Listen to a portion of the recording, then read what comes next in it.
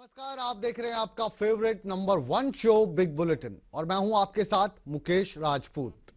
हरियाणा महिला आयोग, बड़े दिनों के बाद इस शब्द का, इस आयोग का जिक्र हुआ है। ये यूं कहें कि पिछले कुछ महीनों में हरियाणा की महिलाएं, बहू बेटियां आयोग को भूल चुकी थी। भूल इसलिए गई थी क्योंकि ये आयोग रहा ही नहीं था। दरअसल सूबे की मनोहर सरकार ने हरियाणा महिला आयोग को भंग कर दिया था, लेकिन मनोहर सरकार का यह फैसला अब पलट गया है। अब महिला आयोग भी होगा और अध्यक्ष उपाध्यक्ष भी। सवाल कई हैं, क्या यह फैसला जल्दबाजी में लिया गया था? क्या अध्यक्ष और उपाध्यक्ष किसी मकसद के तहत हटाए गए थे? और सबसे बड़ा सवाल ये कि जिस बात का हवाला देकर अध्यक्ष और उपाध्यक्ष को हटाया गया था, सरकार उसे साबित करने में क्यों नाकाम रही? बिग बुलेटिन की बिग डिबेट आज इसी मसले पर होगी। कई सवाल हैं जिनके जवाब तलाशने की हम कोशिश करेंगे। महिला आयोग और सरकार के तमाम पहलुओं पर हम चर्चा करेंगे, लेकिन हमेशा की तरह हम आपको दिखा रहे हैं हमारी ये स्पेशल रिपोर्ट, जिसके जरिए हम खुद भी समझते हैं और आपको भी समझाने की कोशिश करते हैं कि बिग बुलेटिन की बिग डिबेट का ये मौजू हमने आखिर रखा क्यों है।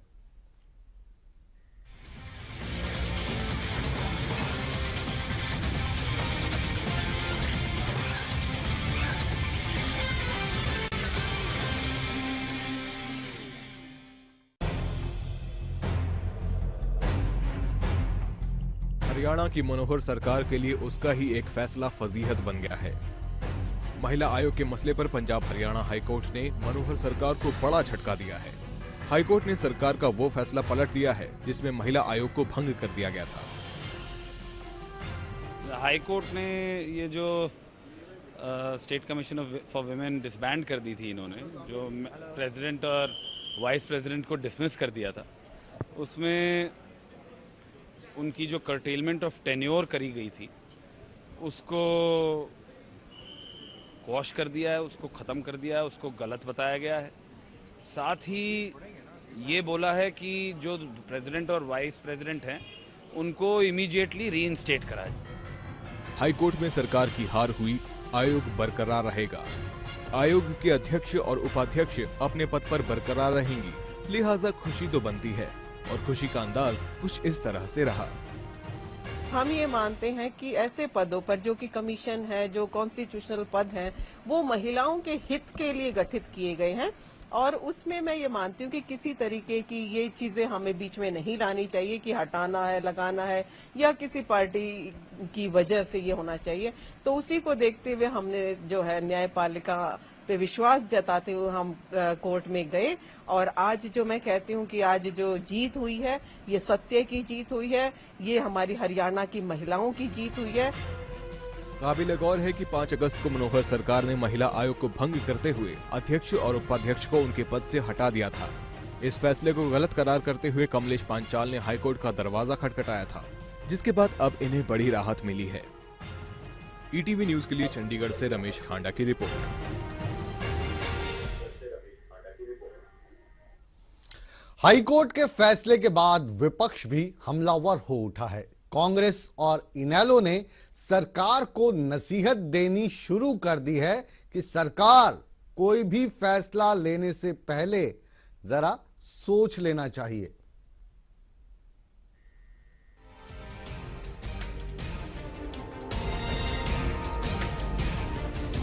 हरियाणा महिला आयोग की बहाली के आदेश सरकार के लिए किसी सियासी संकट से कम नहीं है। महिला आयोग पर हाईकोर्ट का फैसला आते ही विपक्ष सरकार को घेरने में जुट गया है। कांग्रेस ने नसीहत दी है कि सरकार बदले की भावना से फैसले ना ले। लोगों की नाराजगी, कोर्ट की नाराजगी का सामना करना पड़ रहा है, ये इनका नातजर्बेकारी का एक सबब है और हमने हमेशा इनको ये सलाह दी है कि राजनीति से, दलगत राजनीति से ऊपर उठकर के सरकार को चलाने की कोशिश भारतीय जनता पार्टी को करनी चाहिए। उधर इनेलो ने भी सरकार पर चुटकी ली है। इनेलो का कहना है कि जो बेटियां बचाने का राग अलाप रहे हैं, वही बहू बेटियों का अधिकार छीनने में लगे हैं। नुकसान किसका हुआ है?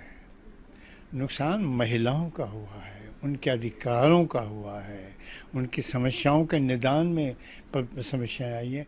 महिला आयोग, आप उसको इस नज़र से नहीं देखे किस पार्टी ने लगाया था, आप इसको महिलाओं के बहबूदी के लिए, महिलाओं के सशक्तिकरण के लिए, महिलाओं की समस्याओं के निदान के लिए महिला आयोग बनाया जाता है। सरकार का फैसला पलट गया, लेकिन मनोहर के मातहत इसे झटका मानने को तैयार ही नहीं है। इसको कोई झटका नहीं कहा जाता है, ठीक है। कोर्ट जो भी फैसला देती है हम उसका सम्मान करते हैं और उसका अध्ययन करेंगे। अगर कोई उसकी फर्दर कार्रवाई होती होगी तो वो हम करेंगे। जो कानून अगर जो हमें अधिकार देता होगा उसको देखेंगे। मंत्री जी, सम्मान तो करना ही पड़ेगा। सम्मान करने के साथ सोचिए भी, क्योंकि आपकी सरकार के इस फैसले से किरकिरी खूब हुई है। ईटीवी न्यूज के लिए चंडीगढ़ से मनोज कुमार के साथ अंकित दुदानी की रिपोर्ट।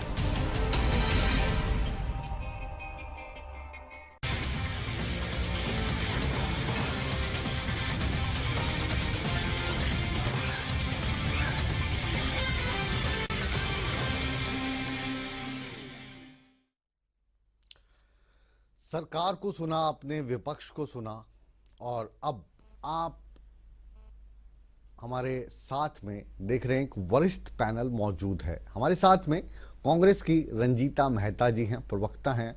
बहुत बहुत स्वागत है आपका। और आज इस फैसले से कोई हो ना हो आप काफ़ी खुश होंगी, क्योंकि हुड्डा साहब बना के गए थे इनको महिला आयोग का अध्यक्ष, उपाध्यक्ष।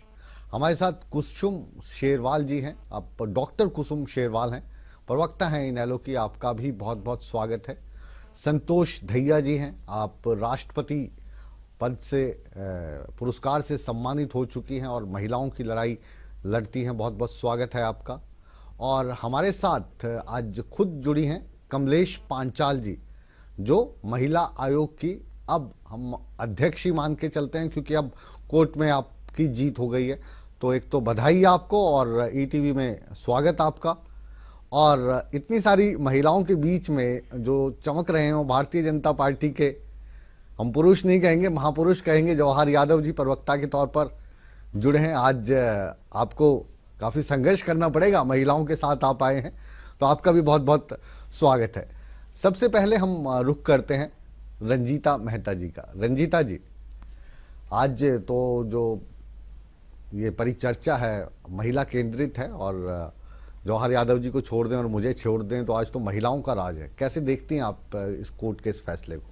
मुकेश, जो कोर्ट का ये फैसला आया है हम इसका स्वागत करते हैं जी। और कहीं ना कहीं जो इंसाफ मिलना चाहिए था हरियाणा की महिलाओं को, वो आज इंसाफ मिला है। इसमें सरकार की किरकिरी जो होनी थी वो पहले भी हर मामले में होती है, एक बार फिर से हुई है। कहीं ना कहीं नजर आता है कि हर चीज हड़बड़ी में करने का नतीजा कहीं ना कहीं यही होता है कि बार बार हर मुद्दे के ऊपर हाई कोर्ट या सुप्रीम कोर्ट से इनको फटकार पड़ती है। जहां तक इस आयोग की बात है, आयोग बड़ी स्मूथली चल रहा था, एक कॉन्स्टिट्यूशनल पोस्ट है। आप बिना किसी कारण के राजनीतिक द्वेष से लोगों को हटा दें। ये आयोग पहले तो बनाया किसके लिए? महिलाओं की सुरक्षा के लिए, महिलाओं के मुद्दों को उठाने के लिए।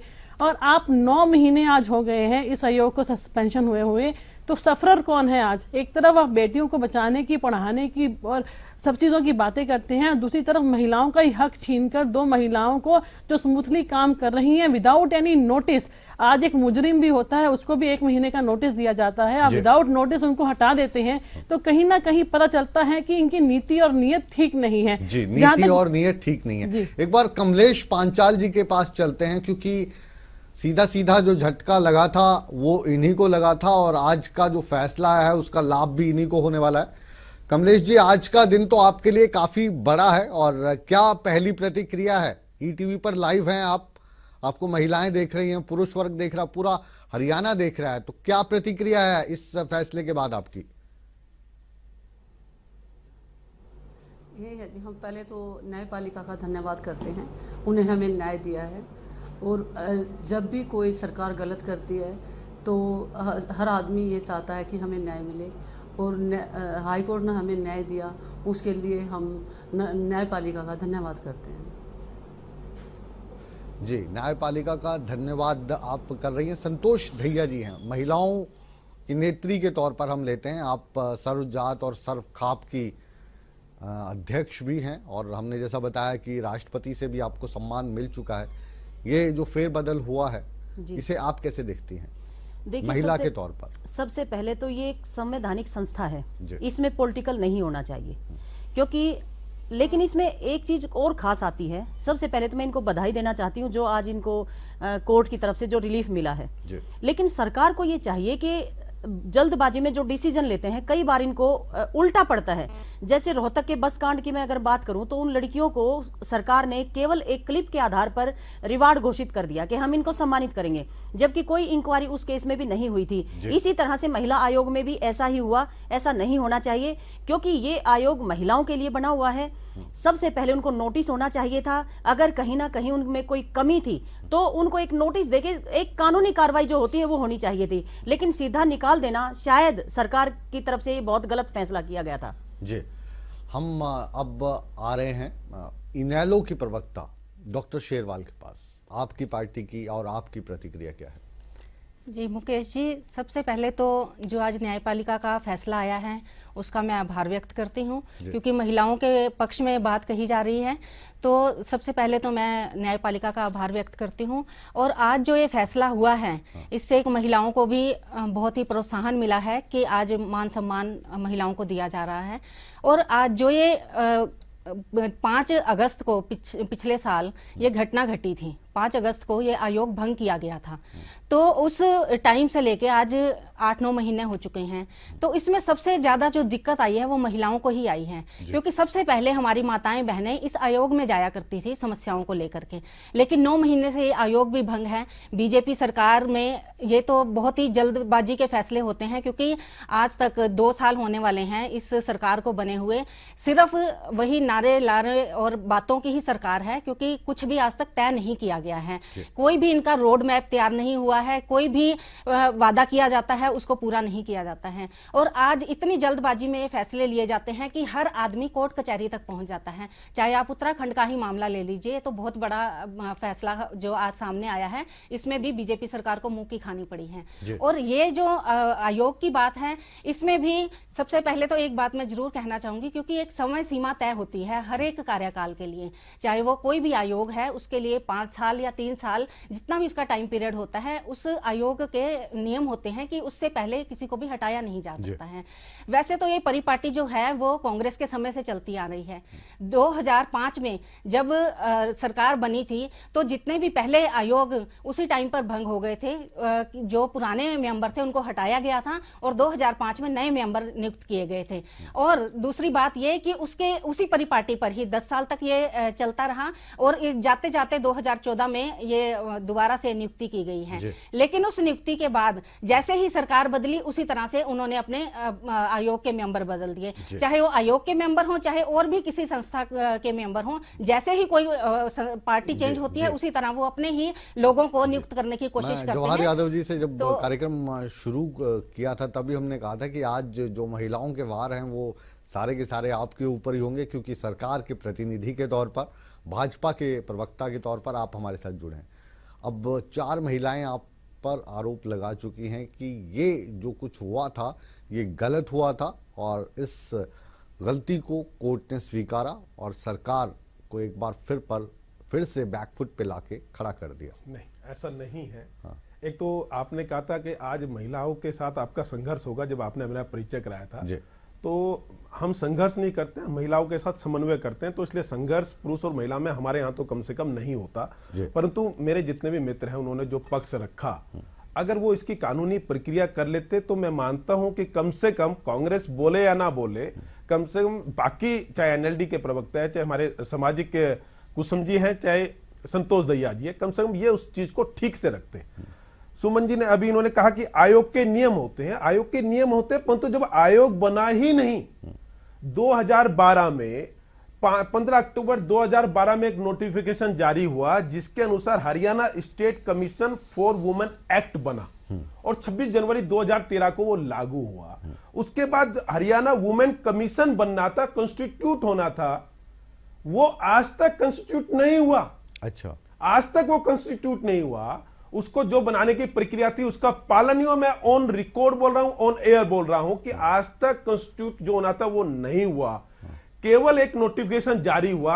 ये सब चीजें हो सकती थी 2012 से पहले, यानी कि 26 जनवरी 2013 से पहले। 26 जनवरी को जब ये Haryana state commission women act बन गया, जिसके आधार पे कमीशन का गठन होना था, कमीशन कॉन्स्टिट्यूट होना था, वो ना करके जो पुरानी परंपरा थी उसका एक नोटिफिकेशन जारी हम आपकी बात की तस्दीक करते हैं। फिर जो आज जो एक कोर्ट का फैसला है, इसके क्या मायने हैं? उस पे आते हैं। जब जो एक्ट बना, उस एक्ट के तहत 3(1) के तहत ये था कि हरियाणा वुमेन कमीशन कॉन्स्टिट्यूट होगा, और उसकी 3(2) के तहत यह था कि इनको क्या क्या सुविधा मिलेगी, और इसमें चेयरपर्सन होंगे, वाइस चेयरपर्सन होगी और मेंबर होंगे। उसके बाद इनके नियम और शर्तें थी, 15 शर्तें इनकी थी, जिसमें किसको गाड़ी मिलेगी, किसको सैलरी मिलेगी, किसको भत्ता मिलेगा, इनके अधिकार क्षेत्र क्या होंगे, ये सब चीजें उसमें। 15 में से एक ये भी था कि जो इनका कार्यकाल 5 साल है, ये उन 14 को तो मानती है, 15वां ये था कि इनको किसी भी समय भंग किया जा सकता है। ये उसमें लिखा है, किसी भी समय भंग किया जा सकता है। जब इनको उनकी 14 शर्तें पसंद है, तो 15वीं शर्त में क्या दिक्कत है? आप ऐसा किसी भी समय भंग किया जा सकता है, इस वाली शर्त से हम भी मान लीजिए आपके इत्तेफाक रखते हैं, लेकिन भंग करने के लिए उसका कोई ग्राउंड तो होगा। क्यों भंग किया आपने? क्योंकि ये वाला जो कॉन्स्टिट्यूशन हुआ नहीं हुआ इस सवाल पे नहीं जाते। भंग इसलिए कर दिया कि ये जो दोनों महिलाएं हैं, इनको अध्यक्ष और उपाध्यक्ष कांग्रेस के शासनकाल में बनाया गया था, और फिर भारतीय जनता पार्टी की सरकार आ गई, तो जो कांग्रेस के शासनकाल में बनाई गई हैं, उन्हें आप अपने शासनकाल में क्यों रखे? ये वजह रही होगी। क्या हमने भड़ाना जी को हटा दिया क्या? क्योंकि वो कॉन्स्टिट्यूट हो रखा था, भर्ती का जो भी प्रक्रिया थी एचपीएससी की, हमने उनको तो नहीं हटाया, वो भी कांग्रेस के समय के। जब आपने कॉन्स्टिट्यूट ही नहीं किया, कमलेश पंचाल जी बैठी हैं सामने, ये बता दे कॉन्स्टिट्यूट में तरीका ये होता है कि पहले उसका नेचर बनता है कि वुमेन आयोग, वुमेन कमीशन क्या करेगा। कोई नेचर नहीं है, उसका दायरा क्या होगा। पंचाल जी उनको भी क्लियर हो जाएगा। आप किसको रिपोर्ट करेंगे, लगा रहे हैं, इससे आप इत्तेफाक रखते हैं। आपका अधिकार क्षेत्र क्या होगा? कुछ कह रही है, सुन लीजिए जी। पंचाल जी कुछ कह रही है जी। देखिए यादव जी, मैं आपका रेस्पेक्ट करती हूँ। जो आपका हटाने का तरीका था वो बिल्कुल प्रॉपर नहीं था, इस तरीके से कभी नहीं हटाया जा सकता। कमीशन को भंग नहीं किया आप लोगों ने, हम दोनों को हटाया है। और जो भी एक्ट में प्रावधान होते हैं, कोई भी टर्म एंड कंडीशन बनती हैं विद इन एक्ट बनती हैं, जो एक्ट से बाहर कोई भी टर्म एंड कंडीशन है वो कभी एक्सेप्ट नहीं की जा सकती। तो जो टर्म एंड कंडीशन में दिया था, पीरियड को कर्टेल के बारे में था, वो गलत था, क्योंकि वो एक्ट में कहीं भी मेंशन नहीं है। जो भी टर्म एंड कंडीशन डिसाइड होती हैं विद इन एक्ट होती हैं, इसलिए हमने इनको चैलेंज किया था। ये कॉन्स्टिट्यूट है या नहीं है, मुझे इसका उत्तर देते हैं। इसको कॉन्स्टिट्यूट प्रॉपर है जी, नोटिफिकेशन है और प्रॉपरली है, इसमें कोई डाउट नहीं है। उन्होंने केवल प्रेसिडेंट और वाइस प्रेसिडेंट को हटाया। कमलेश पंचाल जी से मेरा पर्सन है, वो उसकी अध्यक्ष हैं। मैं इनसे ये पूछना चाहता हूँ, क्या ये कॉन्स्टिट्यूट है या नहीं है? इसका उत्तर मुझे दे दे। और अगर ये कॉन्स्टिट्यूट हुआ तो कब हुआ? बिल्कुल कॉन्स्टिट्यूट है जी, आपका नजरिया है, आपका जी कहिए सुन रहे हैं। पर डिपेंड करता है आपने किस तरीके से इसको इंटरप्रेट किया है। आपने हटाने का तरीका था यो, आप कॉन्स्टिट्यूट जो किया गया तो नोटिफिकेशन होगा, उसी के अंदर जो ना एक कमीशन कॉन्स्टिट्यूट हो गया। आप ये कह रहे हैं कि प्रॉपर तरीके से कॉन्स्टिट्यूट नहीं किया गया, ये आपकी सोच गलत है। और फिर भी आप कमीशन को भंग करते, वाइस और चेयरपर्सन को कैसे हटा दिया आपने? बिल्कुल नोटिफिकेशन नोटिस भी नहीं दिया, हमारे को सुनवाई का टाइम भी नहीं दिया गया। और जो भी आपने किया एक्ट से बाहर जाके किया, उसमें गलत किया है आपकी सरकार ने, जो कि एक एक्ट के विद इन एक्ट आप कर सकते हैं और उसका तरीका होता है। कानून के बारे में भी की भावना से सिर्फ प्रेसिडेंट को और वाइस एक एक करके आप सभी को मौका दिया जाएगा। चलिए पहले आप क्या लीजिए रंजीत। इन्होंने सिर्फ द्वेष की भावना से प्रेसिडेंट और वाइस प्रेसिडेंट को हटाया, जबकि इन्होंने उस आदेश में ये भी लिखा कि जो 3 अलग मेंबर हैं, पूजा शर्मा और परवेश राणा और तीसरी जो खुद छोड़ के चली गई, कि वो एज इट इज काम कर सकती हैं, पर ये दोनों अपने पद के ऊपर नहीं रहेंगी। जबकि जब हमारे टेन्योर की बात कर रहे हैं, हमारे टेन्योर में सुशीला शर्मा प्रेसिडेंट थी और चंद्र प्रताप वाइस प्रेसिडेंट थी, और उन्होंने तकरीबन 2 टेन्योर पूरे किए। हमने कभी भी द्वेष की भावना से काम नहीं किया और स्मूथली काम चलता आ रहा था। इनके भूपेश्वर दयाल जी ओएसडी हैं, क्या ये इस बात से इनकार करते हैं कि वो खुद कमलेश पंचाल जी के पास जाके कहते हैं कि सरकार के हाथ बहुत लंबे होते हैं, आप अपने आप रिजाइन कर दीजिए, नहीं तो हम आपको निकाल देंगे। आप पूछ लीजिए कमलेश पंचाल जी से कि इस चीज को ये डिनाई करते हैं। उसका उत्तर देता हूं, तो पहले मैं उत्तर दे दूं। इन्होंने पुराना दिया, उस समय ये एक्ट ही नहीं था। फिर मैं कह रहा हूं हमें तथ्यों की जानकारी, जब ये एक्ट बनाई 26 जनवरी 2013 को है, इससे पहले प्रक्रिया थी कि आप नोटिफिकेशन से अपॉइंटमेंट करते थे, प्रक्रिया थी, मैं भी मानता हूं जी। एक मिनट, वापस आपके पास आते हैं। ये 26 जनवरी धैया जी कुछ कहना चाह रही हैं। धैया जी। मुकेश जी, इसमें मैं थोड़ा सा दूसरा पक्ष रखना चाहूंगी जी। जो ये संवैधानिक संस्थाएं हैं, सबसे पहले तो ये पॉलिटिकल हैं। जो पॉलिटिकल पार्टी अपने चहेतों को इसके ऊपर बिठाती है, उसके कोई टर्म एंड कंडीशंस नहीं होती।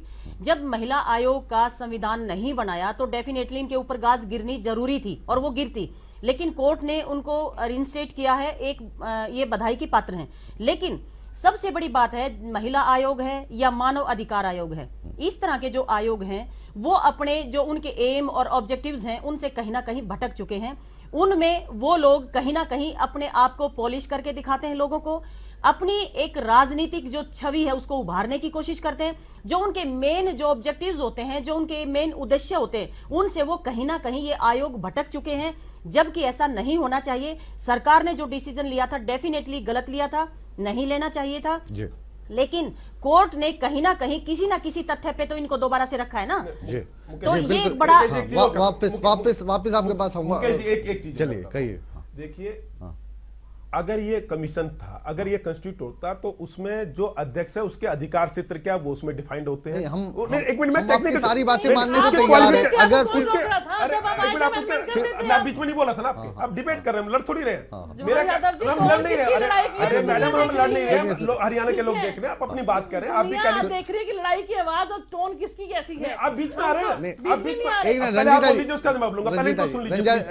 रंजीता रुकिए, रंजीता जी क्या ज्ञान दे रहे हैं, पहले वो ले लीजिए, उसके बाद मैं बोल लेता हूं। बताएं प्लीज, आप कहिए, फिर मैं उसके बाद जवाब देता हूं। अब मैं कह रहा हूं इसका क्या ज्ञान दे दीजिए उसके बाद। अच्छा बोलिए प्लीज। नहीं, आप बोलिए, कोई बात नहीं। ऐसे कि इसके लिए एक ओपन प्रतियोगिता होती है कि कौन सी महिला होगी जिसने महिलाओं के लिए लड़ाई लड़ी या कोई एनजीओ का अनुभव है, उसमें पूरे प्रदेश से इसके लिए आमंत्रित किया जाता है।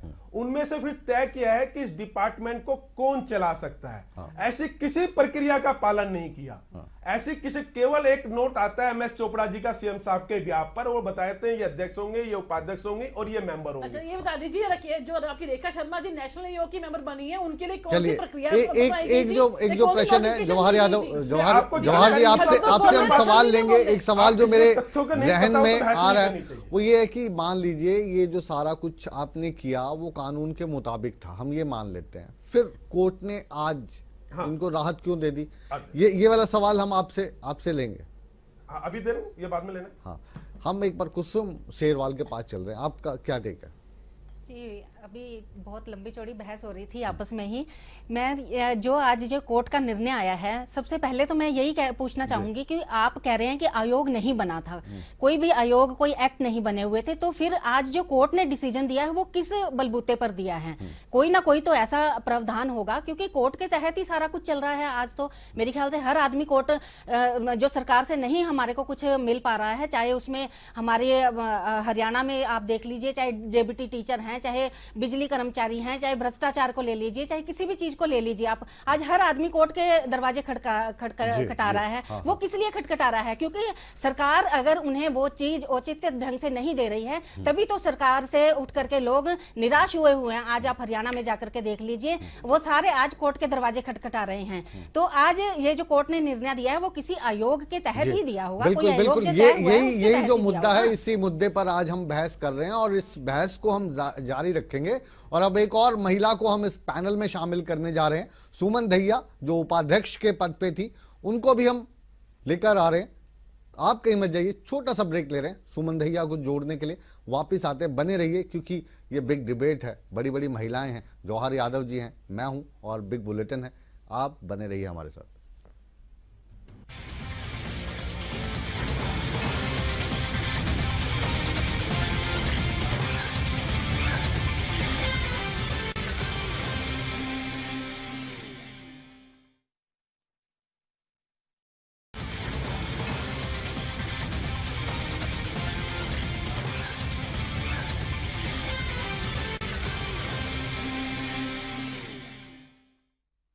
ब्रेक के बाद आप सभी दर्शकों का एक बार फिर स्वागत है। आप देख रहे हैं आपका पसंदीदा चैनल ईटीवी हरियाणा हिमाचल प्रदेश का नंबर 1 शो बिग बुलेटिन। और बिग बुलेटिन में आज बहुमत महिलाओं का है। बात महिलाओं की है, महिला आयोग की है। और महिला आयोग की अध्यक्ष हमारे साथ पहले से मौजूद थी और अब हमारे साथ उपाध्यक्ष के पद पर रही सुमन दहिया जी भी आ गई हैं। सुमन दहिया जी, देर लगी आने में तुमको, शुक्र है फिर भी आए। तो पार्टी वार्टी कर रहे थे क्या? लेट हो गया आधा घंटा।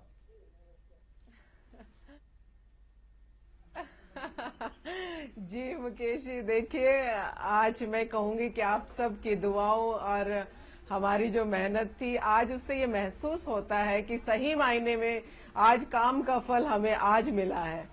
जो कार्य हमने किया, जिस मेहनत, लगन और ईमानदारी के साथ कमीशन को हमने बहुत अच्छे तरीके से जो चलाया था, उसको बीच में रुकावट आने की वजह से शायद किसी की नजर लग गई थी, अब वो उतरी है। तो मैं कहूंगी कि भगवान महिलाओं की जो चीजें हैं, कम से कम जो महिलाओं के हितों और महिलाओं के अधिकारों के लिए बनाएगी, कम से कम उन्हें सही सलामत रखे, ताकि महिलाओं को उनका न्याय मिल सके, उनके ऊपर हो रहे अत्याचारों को हम रोक पाए।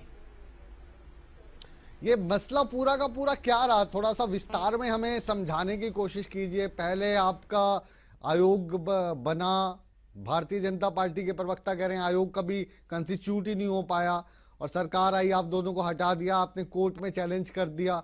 आज दावा ये हो रहा है कि आप दोनों को राहत मिल गई है और फिर से आप उपाध्यक्ष बन जाएंगी, और जो हमारे अध्यक्ष हमारे साथ पहले से ही मौजूद हैं पांचाल जी, वो अध्यक्ष बन जाएंगी। गाड़ी, घोड़े, दफ्तर सब वापस मिल जाएगा। लेकिन बीजेपी इसको चैलेंज करने के चक्कर में है। थोड़ा डिटेल में समझाइए दर्शकों के पॉइंट ऑफ व्यू से। देखिए आयोग का गठन ऐसा नहीं है कि हमारे टाइम पर ही हुआ है।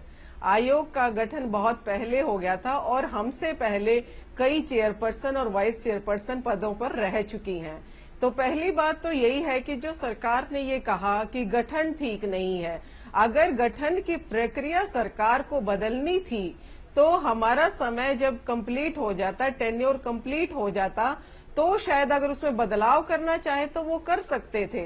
लेकिन एक सही मायने में जो चल रहा है आयोग, और उसको बीच में इस तरीके से बिना वजह के बंद कर देना या खत्म कर देना, या काम करते करते सुबह आपको पता चले कि जी आपको कल से ऑफिस नहीं आना है, इस तरीके की जो बात रखी गई और गवर्नर प्लेजर यूज जो किया गया था, वो एक्ट के अनुसार सही नहीं था। क्योंकि आयोग का जब गठन बना था तो उसमें एक्ट निर्धारित कर दिया गया था, और कोई भी सरकार जो है वो एक्ट से बाहर नहीं जा सकती है। टर्म कंडीशन भी जो बनाई गई थी हमारी, आपके मित्र हैं भारतीय जनता पार्टी में, मुख्यमंत्री के ओएसडी भी रह चुके हैं जवाहर यादव जी, अभी भारतीय जनता पार्टी के प्रवक्ता के तौर पर हमारे साथ जुड़े हैं। स्क्रीन पर आप देख पा रही होंगी, ये कह रहे हैं जो आप ये जो कह रहे हैं ये सब ठीक नहीं है। एक सवाल आपसे पूछना चाह रहे हैं जवाहर यादव जी। देखिए, मेरा सवाल ये केवल सुमन दहिया जी से भी नहीं है, मेरा अध्यक्ष और उपाध्यक्ष रहे हैं पहले। जी जवाहर जी, मेरा सवाल ये कि मैं आपको 2 डेट बताता हूँ। मैं आपको बताता हूँ 15 अक्टूबर 2012 और 26 जनवरी 2013। 12 जो अक्टूबर में नोटिफिकेशन हुआ 12 में एक्ट का, और 26 जनवरी 2013 को एक्ट लागू हो गया। जो कमीशन कंस्टिट्यूट होना चाहिए था वो किस दिन हुआ? आप दोनों अध्यक्ष और उपाध्यक्ष रह चुके हैं, मुझे उसकी डेट बता दीजिए, मैं मान लूंगा वो कंस्टिट्यूट हुआ होगा। किसी न किसी डेट को तो कंस्टिट्यूट हुआ होगा, और 26 जनवरी 2013 के बाद ही हुआ होगा, इससे पहले तो था ही नहीं। तो मुझे वो डेट बता दीजिए किस डेट को कंस्टिट्यूट हुआ। सुन लीजिए जी, कहिए।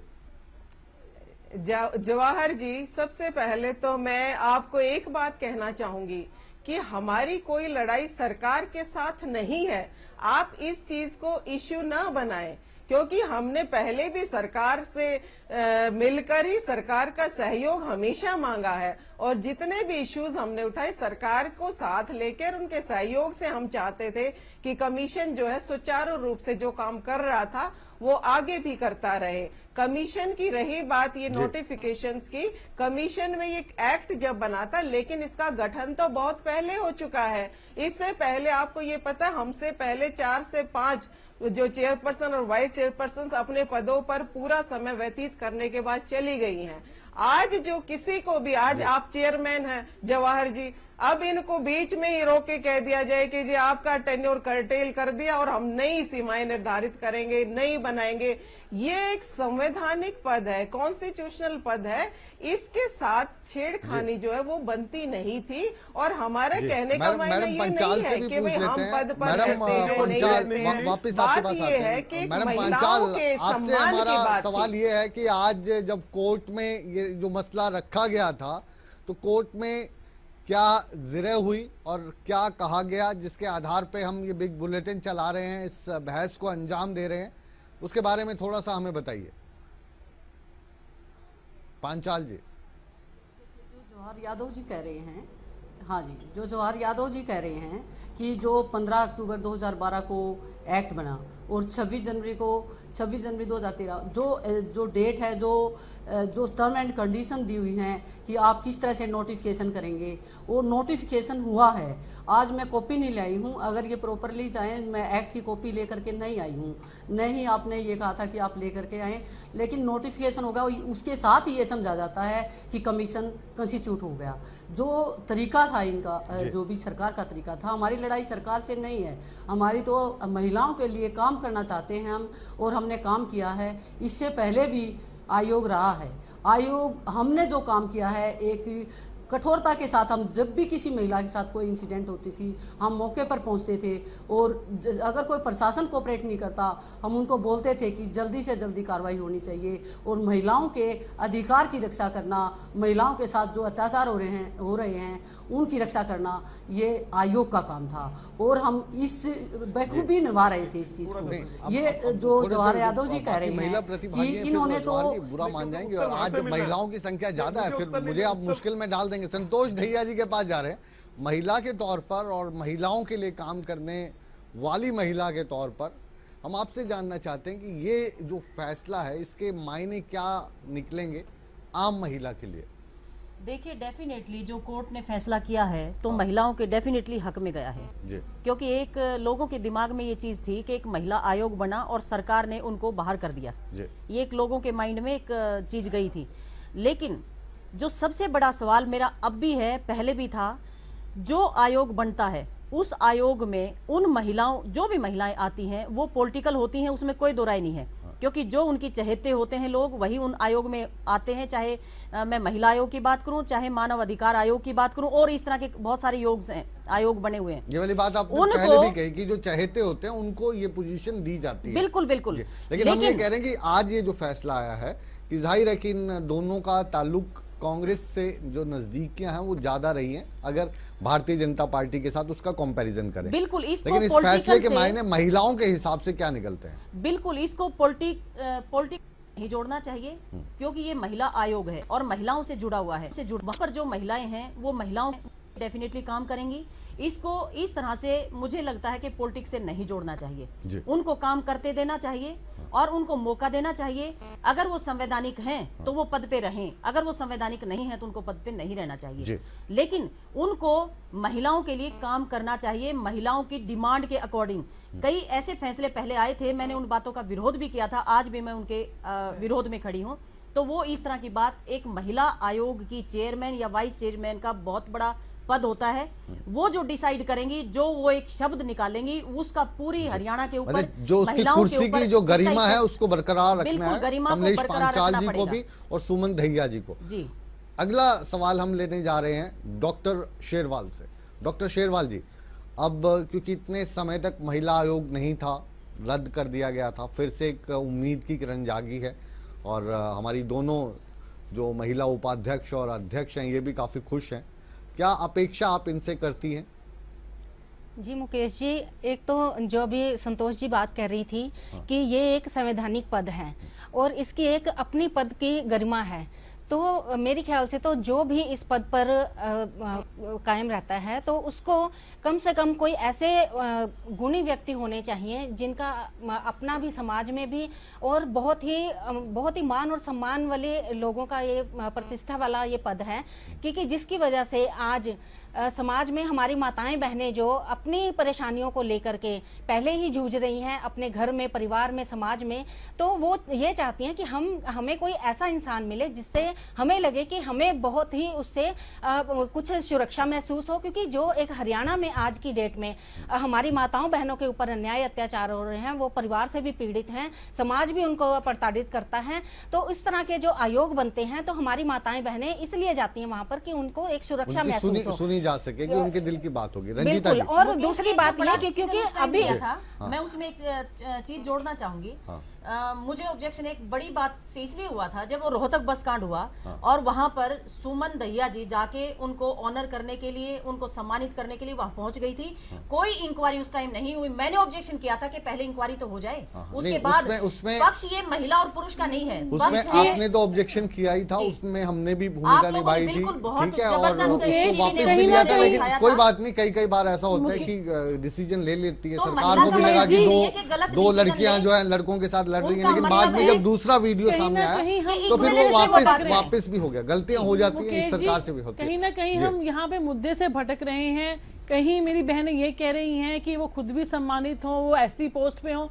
आज हम डिबेट किस बात पे कर रहे हैं कि इनको क्यों बीच में हटाया गया था। जहां तक कमलेश पंचाल जी की बात है, उनका 22 साल एज ए लॉयर एक्सपीरियंस है, जो कि मेरा जानना है, और अभी वो पुष्टि भी इस बात की कर देंगी। और सुमन दहिया जी भी काफी क्वालिफाइड है। हाँ, अगर किसी बात पे उनका विचार या मतभेद लोगों को नहीं पसंद है, उसको लेकर उनको उस पोस्ट से हटाया जाए, वो मैं गलत मानती हूँ। और जहां तक मेरा मानना है, जितने भी सरकारें हैं, जब चेयरमैन और बोर्ड्स होते हैं, सरकार चेंज होते ही वो चेंज हो जाते हैं और नए बंदे पुरानों की जगह नए चेहरे आ जाते हैं। पर जो कॉन्स्टिट्यूशनल पोस्ट है, अगर मैं सरकार को तब अच्छा मानती अगर वो लगा था कि इसमें कोई कमी है, वो नया कॉन्स्टिट्यूशन बनाकर वैसे विपक्ष में रहकर करने में काफी आसानी होती है ऐसी बातों को करके। अभी देखेंगे जो भारतीय जनता पार्टी वाले भी जो पॉलिटिकल पोस्ट होंगी, और अगर आपकी सरकार आती है तो आप उसमें से कितने रखेंगे, ये बात की बात है।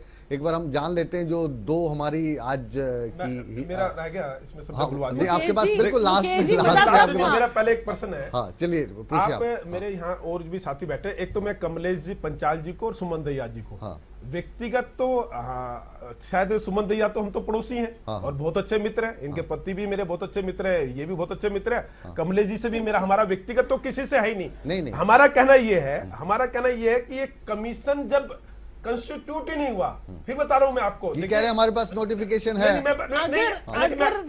देखो आप बोलते, मैं बीच में नहीं बोलता ना, हम डिबेट कर रहे हैं। मेरा कहना यह है कि कंस्टिट्यूट होता है तो उसमें ये होता है कि इस तरह की महिलाएं एप्लीकेशन देगी, कमीशन में सबको प्रतियोगिता का अवसर मिलता है। और हरियाणा क्या चाहता है कि सरकार आयोग क्या चाहता है कि हमारे पास बेहतर से बेहतर महिला इसके है। कमलेश जी हो सकती है, सुमन जी हो सकती है, मेरे उससे आपत्ति नहीं है। दूसरे शब्दों में हम ये कह सकते हैं कि आपके हिसाब से फेयर सिलेक्शन नहीं था। नहीं, कंस्टिट्यूट नहीं हुआ। आप कॉन्स्टिट्यूट करने के बाद इनको हटाते हैं ना, आप कॉन्स्टिट्यूट करने के बाद हटाते हैं, क्यों नहीं बताए? 9 महीने का गैप पड़ा है, महिलाएं सफर कर रही हैं। आप कह रहे हैं कि कॉन्स्टिट्यूट ही नहीं हुआ, कॉन्स्टिट्यूट ही नहीं हुआ। आप और 5 साल कॉन्स्टिट्यूट ना करिए तो पोस्ट खाली रहेगी क्या? पहले बोल लीजिए। तो 5 साल के पोस्ट खाली रहेगी, ये बताइए आप। चलिए, गुस्सा नहीं करना। महिलाएं आज पीड़ित हो रही हैं, बलात्कार की शिकार हो रही हैं। एक बार उन्हीं से पूछ लेते हैं जो ये दोनों पद पे सीट पे आसीन थी। रंजीता जी, सुमन दहिया जी, आपसे मैं भी निवेदन कर लेता हूँ। मैं इस चीज में कह रहा था, हमने हटाने के लिए भी क्या किया, ऐसा नहीं है कि हमने हटाया उसको। जब कमीशन में था, हमने इस पे राय ली, लीगल राय में ये सब लिखकर आया कि इनका कोई रोल नहीं है, ये किसको आगे रिपोर्ट करेंगे, कोई रोल नहीं है। चलिए एक बार होगा, कोई टर्म्स अभी तक तय नहीं है। फ्रॉम द हॉर्सेस माउथ, इन दोनों से हम सुन लेते हैं। सुमन दहिया जी, आपके पास हम पहले आ रहे हैं प्रोटोकॉल के हिसाब से, फिर कमलेश पांचाल जी के पास चलेंगे। आप बताइए, जो आप इसमें उपाध्यक्ष लगाई गई थी, उसमें आरोप यह है कि उसके लिए कंपटीशन होना चाहिए था, एप्लीकेशंस मंगाई जानी चाहिए थी, उसके बाद इसको कंस्टिट्यूट किया जाना चाहिए था। लेकिन आपके केस में क्या हुआ कि आप फेवरेट थी कांग्रेस सरकार की, इसलिए आपको उपाध्यक्ष लगा दिया गया और कमलेश पांचाल जी को अध्यक्ष बना दिया गया। ये आरोप जवाहर यादव जी का है। आप फिर मत कहे, देखिए हम दोस्तों को लड़ाओ मत आप। हाँ जी, क्या मेरा कहना ये है, मेरा कहना ये है, हमारा जो है मुकेश जो कंस्टिट्यूशन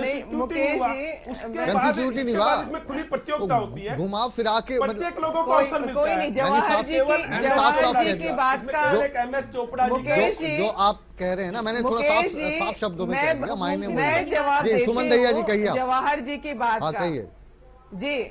हाँ, जवाहर जी मैं ये कहना चाहूंगी कि मुझे नहीं लग रहा ये जो जवाहर जी ने मुद्दा छेड़ा कि जी ये गलत हुआ, तो मैं सही मायने में कहूंगी जो ये 10 महीने तक केस चला है, इसमें सरकार को पूरा मौका दिया गया था कि वो अपना ये चीज रखे और सरकार की तरफ से ये इश्यूज रखे गए थे, लेकिन शायद जवाहर जी से पता नहीं क्यों उन्होंने राय नहीं ली कि शायद जज साहब को ये समझ में नहीं आ पाई या बात। तो मैं ये कहती हूँ ये सब पहलुओं पे डिस्कशन होने के बाद ही माननीय न्यायालय ने फैसला दिया है और उस फैसले के अधीन ही हम जीत कर आए हैं। हमें ये बताने की आवश्यकता नहीं है, कोर्ट का जो ऑर्डर जो है डिटेल में आ चुका है और मेरे ख्याल से जवाहर जी को वो पढ़ लेना चाहिए। तो मैं ये कहूंगी कि अब शायद कहने की बात नहीं है, हमने काम महिलाओं के लिए किया था, महिलाओं के लिए करेंगे, और जो ये 10 महीने हम खाली नहीं बैठे, हमने इस दौरान भी महिलाओं के लिए काम किया है और आगे भी करेंगे, क्योंकि ईमानदारी, सच्चाई। सुमन जी, अब आपके बाद एक बार हम मिसेस पांचाल के पास चल रहे हैं क्योंकि समय की कमी है। पांचाल जी, आप हमें बताइए कि ये फैसला अब आ गया है और इस फैसले को लेकर आप दोनों काफी खुश भी हैं, होना लाजमी भी है। अब इस फैसले के बाद क्या आपकी रणनीति रहेगी, क्योंकि ये फैसला जैसा जो हमें आभास हो रहा है, इसको चैलेंज तो किया ही जाएगा भारतीय जनता पार्टी की तरफ से। जवाहर जी, भारतीय जनता पार्टी का इससे कोई लेना देना नहीं है, ये सरकार भी भारतीय जनता पार्टी की है। भारतीय जनता पार्टी का कोई लेना देना नहीं है। सरकार जो है इसको सुप्रीम कोर्ट में चैलेंज करेगी। तो एक तो वो वाला पक्ष है, दूसरा अब आप क्योंकि लोअर कोर्ट से आप जीत चुके हैं, सरकार ने ही था, क्या रणनीति रहेगी आपके आगे? देखिए जी पांचाल जी, ये कह रहे हैं कि भारतीय जनता पार्टी चैलेंज नहीं करेगी इसको। ये जो अपने जवाहर यादव जी का कहना है कि सरकार चैलेंज करेगी, तो पहले भी सरकार थी, अब भी सरकार है, और ये तो जो ना रंजिशन रखते हुए चैलेंज किया जा रहा है, जबकि हमारा ऑब्जेक्ट महिलाओं के, आज जो जीत है महिलाओं की है और हम महिलाओं के लिए काम करना चाहते हैं। और बिल्कुल दृढ़ता से अगर सरकार हमारे को कोऑपरेट करेगी, हम सरकार को कोऑपरेट करेंगे और महिलाओं के वेलफेयर के लिए हर स्टेप पर हम महिलाओं के वेलफेयर के लिए काम करेंगे। और वैसे भी हम करते रहे हैं, हमारा एक्सपीरियंस भी है। एज एन एडवोकेट मैं 22 साल प्रैक्टिस में भी हूँ। और जो जवाहर यादव जी जिस मुद्दों को लेकर जा रहे हैं कि हमने राय मांगी है LR से, उनसे मैं ये पूछना चाहूंगी, इन सभी मुद्दों पर पहले इनके अधिवक्ता ने और हमारे अधिवक्तागणों ने बहस की है और हर फैक्ट्स पर अच्छी तरह से डिस्कशन के बाद इस डिसीजन पर पहुंचे हैं हमारे जस्टिस साहब। तो हम इनको उस जो भी डिसीजन होगा इनको पढ़ लेना चाहिए और हमारे से इस बारे में डिस्कस करने की जरूरत भी नहीं होनी चाहिए। मैं जवाहर यादव से मेरी ये रिक्वेस्ट है, बार बार इसी चीज को रखे जा रहे हैं। चलते अगर किसी के मन में किसी हमारे महिला पैनलिस्ट के मन में कोई इच्छा हो कुछ कहने की, मैं ये कहना चाहती हूँ कि ये संवैधानिक संस्थाएं हैं, इनमें पॉलिटिक्स नहीं होनी चाहिए, लेकिन होता ये है कि हर पॉलिटिकल पार्टी एक लाइन में आपने बड़ी बात कही है और इसको हम यहीं पर विराम देते हैं। और इसी लाइन पर जो दहिया जी आपने कही है, संतोष दहिया जी, कि ये जो संवैधानिक संस्थाएं हैं इनमें राजनीति ना हो तो काम शायद अच्छे से चल सकता है। बहरहाल पांचाल जी और सुमन दहिया जी, आप को हम आज की तारीख में तो मुबारकबाद दे ही सकते हैं, हमारी शुभकामनाएं आपके साथ हैं। और भारतीय जनता पार्टी की सरकार के सामने भी सारे ऑप्शंस ओपन हैं, लेकिन आज कोर्ट से ये केस जीत कर आई हैं, तो हमारी शुभकामनाएं आप लोगों के साथ हैं। लेकिन जो भी इस तरीके के पद हैं उनमें अगर पारदर्शिता बरती जाए, एक प्रक्रिया अपनाई जाए, तो शायद आने वाली सरकारों को भी इन्हें हटाने की जरूरत ना पड़े या इस तरीके की डिबेट कराने की हमें भी जरूरत ना पड़े। बहरहाल बिग बुलेटिन की बिग डिबेट में आज आपने प्रदेश की वरिष्ठ महिलाओं को सुना, जवाहर यादव जी के साथ आज जो उनकी बातचीत हुई उसको सुना, और बिग बुलेटिन का मकसद भी यही था कि खबर का हर पहलू निकलकर आपके सामने आए। हम कहां तक सफल हुए या नहीं, ये फैसला हमेशा की तरह आप करेंगे। बिग बुलेटिन को आज हम यहीं पर विराम देते हैं। कल एक नए ज्वलंत मुद्दे के साथ हम फिर हाजिर होंगे, लेकिन आप कहीं मत जाइए, बने रहिए हमारे साथ, क्योंकि ईटीवी हरियाणा हिमाचल प्रदेश पर खबरों का सिलसिला हमेशा की तरह बदस्तूर जारी है।